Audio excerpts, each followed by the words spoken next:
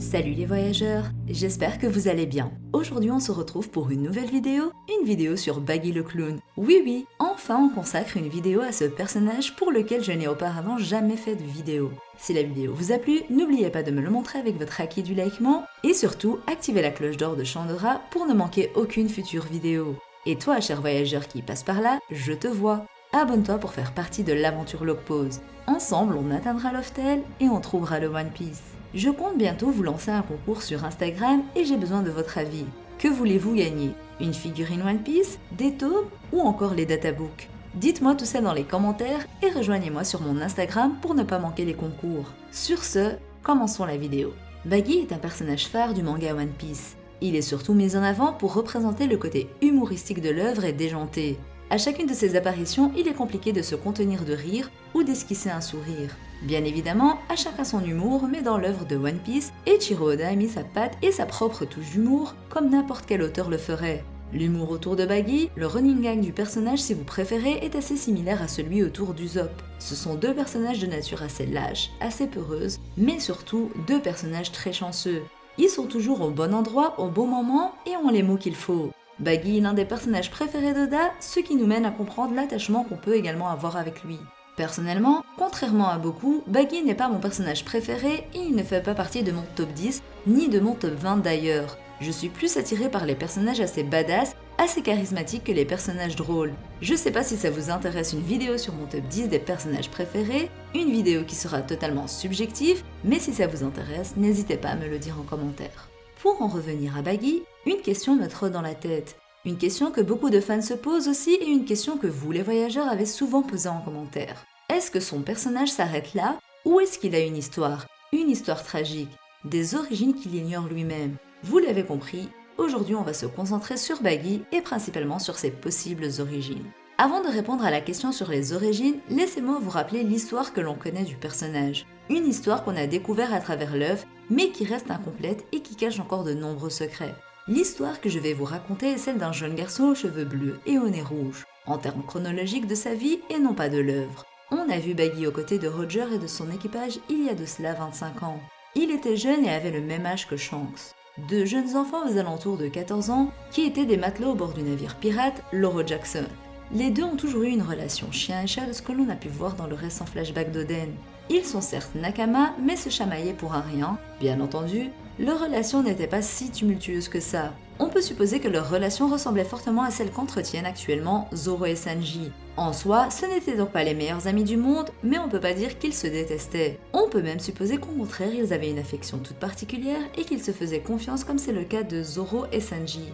Bien entendu, leur relation a évolué au fil des années et elle n'est plus vraiment la même à l'heure actuelle, ou du moins que d'un côté. Je reviendrai sur cela plus tard. Pour continuer sur l'histoire, l'équipage de Roger, grâce à l'aide d'Oden, ont pu déchiffrer les cadres de poneglyphes et trouver l'Oftel. Seulement, Baggy étant tombé malade, ne pouvait pas s'y rendre. Shanks, bon ami qu'il est, a décidé de rester à ses côtés et n'a lui non plus pas pu assister à la découverte de l'histoire du siècle oublié. Par la suite, Baggy avait trouvé un fruit du démon et une carte au trésor. Lui, les trésors, c'est toute sa vie. Seulement, alors que Shanks est apparu soudainement derrière lui, la peur et la surprise ont fait que Baggy a mangé le fruit du démon par erreur et est tombé dans l'eau avec sa carte au trésor qu'il recherchait tant. Une carte qu'il a perdue. De ce fait, Baggy s'est vu vouer une haine en sens unique envers Shanks alors que ce dernier appréciait toujours Baggy comme si c'était son frère. À la mort de leur capitaine, Shanks a décidé de créer son équipage et a même proposé à Baggy de le rejoindre. Ce qui montre à quel point Shanks tenait à lui au final. Mais Baggy a bien évidemment refusé et l'écart entre les deux s'est creusé. La suite, vous la connaissez. Quelques années plus tard, Baggy affronte les deux premiers Mugiwara, Luffy, Zoro et Nami qui ne faisaient pas encore partie de l'équipage. Il se fait capturer quelques mois plus tard à Locktown alors qu'il tentait de prendre sa revanche contre Luffy et se fait emprisonner à Impel Down. Grâce à l'aide de Luffy, il arrive à s'échapper de la prison, mais surtout, il arrive à avoir des suiveurs qui le considèrent comme un dieu. En arrivant à Marineford, les choses se confirment, les pirates suivent aveuglément Baggy suite à des circonstances qui vont en sa faveur, le mettant ainsi au rang de dieu et lui permettant d'obtenir une place parmi les Shichibukai. Mais alors, quelle est l'origine de Baggy? D'où vient-il?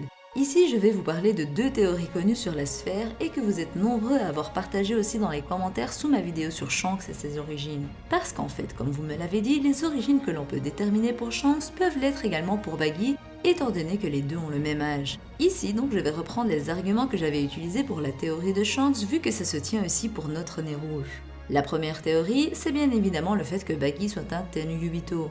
En effet, Baggy a 39 ans et il y a 38 ans, il y a eu l'un des plus grands incidents, si ce n'est le plus grand incident qui ait existé jusqu'à maintenant, à savoir l'incident de God Valley, la vallée des dieux. God Valley était une île semblable à Marijoise où les Tenryubito habitaient et où ils avaient leurs esclaves. Ainsi, Rox d'Ishebek, en attaquant God Valley, s'est attaqué directement aux dragons célestes et donc au gouvernement mondial. Bien entendu, Roger et son équipage ainsi que Garb et la marine se sont alliés pour vaincre l'équipage des Rox qui contenait des grosses pointures comme Big Mom, Kaido, Barbe Blanche, Shiki et bien évidemment Shebek et bien d'autres. Ainsi, après leur victoire, il est intéressant de se demander ce qui a pu se produire. On sait que l'île a disparu de la carte, mais on ne sait pas si c'était juste après leur victoire ou plutôt après leur départ. On peut supposer sans étonnement que cet incident a fait de grosses victimes, et surtout on peut aussi se dire que ceux qui ont le plus de victimes ce sont les esclaves. Les Tenryubito, eux, se servaient sûrement des esclaves pour se protéger, ou se sont encore cachés des pirates. Mais ce n'est pas pour autant qu'il y a eu 0 victime du côté des dragons célestes, ou qu'il n'y a pas eu des égarés. Selon moi et selon cette théorie, Baggy serait donc un enfant de dragon céleste qui aurait soit vu ses parents mourir, et n'aurait donc pas pu être protégé, soit ses parents l'ont abandonné pour fuir plus rapidement. Bien entendu, Baggy ne le sait pas étant donné qu'il avait moins d'1 an quand l'incident s'est produit et qu'il n'était donc encore qu'un bébé. On peut supposer que Roger lui avait révélé ses origines comme on peut penser qu'il ne l'avait pas fait. Connaissant Baggy, s'il savait qu'il était un Tenryubito, je pense qu'il aurait voulu bénéficier des privilèges que les dragons célestes ont. Maintenant à voir s'il y a dans One Piece une méthode pour déterminer si tu es de sang royal, du sang des dieux, des dragons célestes ou pas. Donc déjà non seulement l'âge de Baggy correspond, mais également le fait qu'on ne connaisse pas ses origines. Après, ce n'est pas que sur ça qu'est basée cette théorie. Cette dernière se base également sur le traitement du personnage. Le fait que Baggy soit considéré comme un dieu, même si c'est sur base humoristique, peut nous laisser imaginer qu'il y a de fortes chances en réalité qu'il soit réellement un dieu, ou plutôt un Tenryubito.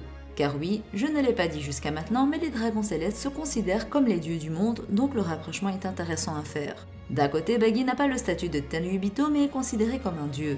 De l'autre côté, les Tenryubito ont le statut de dieu mais ne sont pas considérés comme tels par la population qui a plus peur d'eux qu'autre chose. Ainsi Baggy se rapproche plus du vrai dragon céleste que les dragons célestes eux-mêmes. Et c'est ça qui est intéressant et qui peut nous laisser croire en cette théorie. Une autre théorie qui peut découler de celle-ci, c'est que Baggy ne soit en réalité pas un dragon céleste, mais qu'il soit plutôt le fils d'esclave des Tenryubito.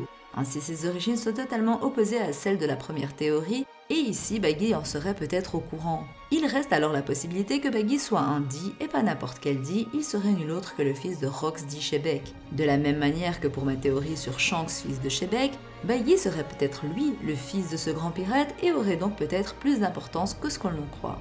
Baggy aurait été donc recueilli par Roger suite à la demande de Rox d'Ishebek qui voulait laisser son fils entre les mains de son rival qu'il respectait de la même manière que Roger a laissé Ace entre les mains de Monkey D. Garp. Ce serait fort intéressant. Pour finir, selon moi, Baggy est plus fort que ce qu'il n'y paraît, ou du moins sa haine envers son fruit du démon l'empêche de nous montrer ses réelles capacités.